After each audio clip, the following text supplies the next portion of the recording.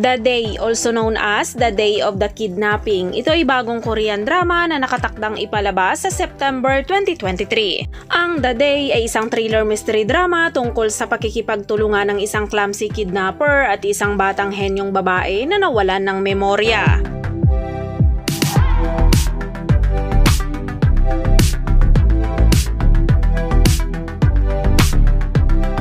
Si aktor Yoon Kye-sang ay gumanap bilang Kim Yong-jun, isang desperadong ama na naging kidnapper upang makalikom ng mga kinakailangang pondo para mabayaran ang mga bayarin sa ospital ng kanyang may sakit na anak. Ngunit hindi inaasahang siya ay naging suspek sa isang pagpatay. Si Kim Yong-jun ay isang mahirap na tao na may mabuting puso. Kailangan niya ng pera para mabayaran ang operasyon ng anak niyang may sakit. Sa oras na ito lumitaw ang kanyang dating asawa at nag-aalok na kidnapin ang 11 taong gulang na si Choi Ro-hee na may mayayamang magulang. Si Kim Yong-jun ay desperado kaya tinanggap niya ang alok.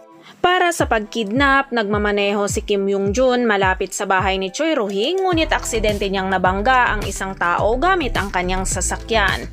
Ang natamaan niya ay si Choi Ro-hee na nawalan ng alaala dahil sa aksidente ng sasakyan. Dinala ni Kim Yong-jun si Choi Ro-hee sa kanyang bahay at nagsimula silang magsama bilang mag-ama.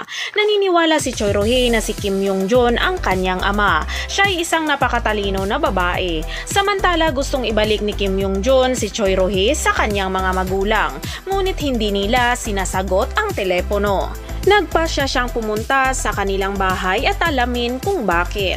Doon nasaksihan ni Kim Yong-jun ang mga bangkay ng kanyang mga magulang na inilalabas sa kanilang tahanan.